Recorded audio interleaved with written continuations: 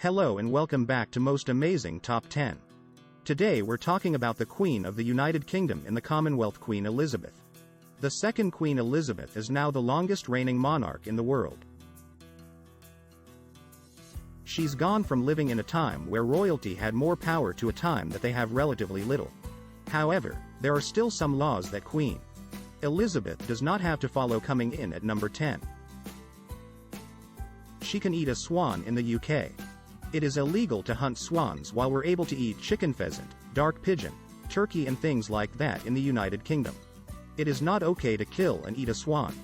The swans in the UK are protected by the Queen, who also owns all of the mute unmarked swans as well as all of the swans on the River Thames. As the Queen partially owns the swans, she could in theory indulge in her forefathers' favorite meal of roasted swan with stuffing. She probably won't know she takes her duty as swan protector pretty seriously. I feel like I said swan a lot. Coming in at number 9. She doesn't need a driving license. The Queen does not need a driving license. Unlike everyone else in the United Kingdom, the Queen did not need to apply for a driving license when she was 17. She didn't even need to take any driving lessons or a test to be able to drive. All driving licenses in the United Kingdom are issued in the Queen's name. So if she felt like having one, she could just in theory issue one to herself despite no test or license. The Queen is a competent driver. She actually drove an ambulance in World War II. When the Prince of Saudi Arabia visited in 1998, she drove him around her state in her Land Rover.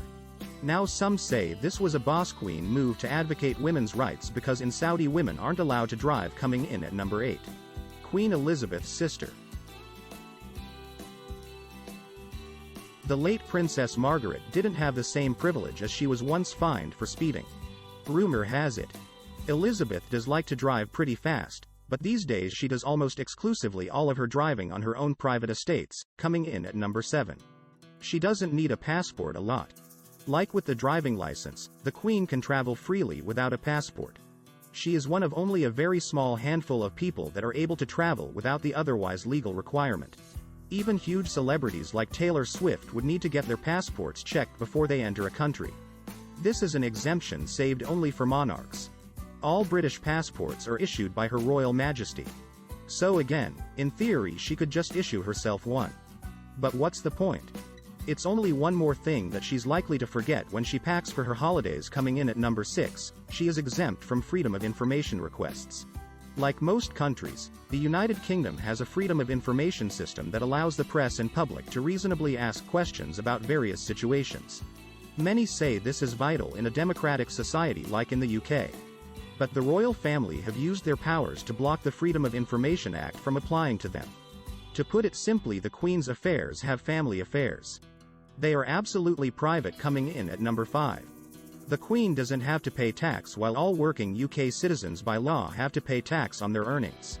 The Queen does not have to, however. She has voluntarily paid tax since 1992, which is very good of her. Coming in at number 4. She can start a war and she can refuse to make peace. While this technically isn't a law, the Queen is the only person who can legally declare war and peace.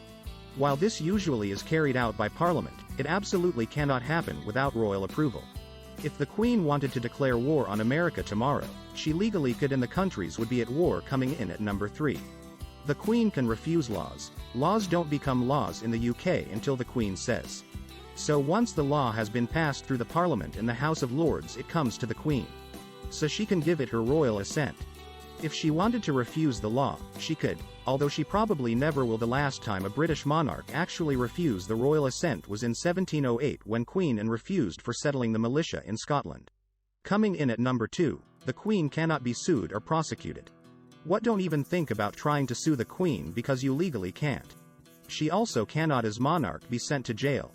Neither does she have to give evidence in court. This actually applies internationally to the Queen as above the law.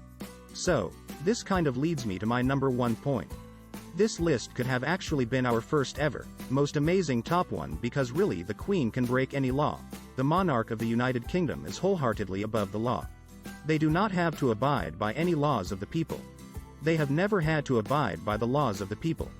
The Queen legally can do whatever she wants. She could even commit murder, although of course she wouldn't.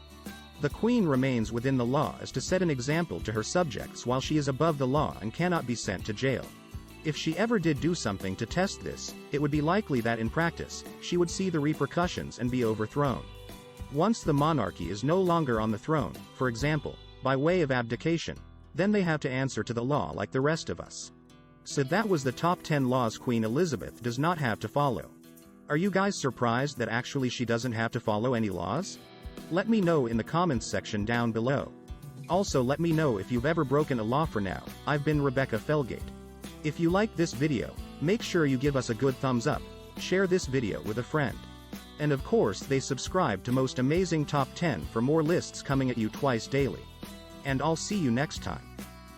Hello and welcome back to Most Amazing Top 10. Today we're talking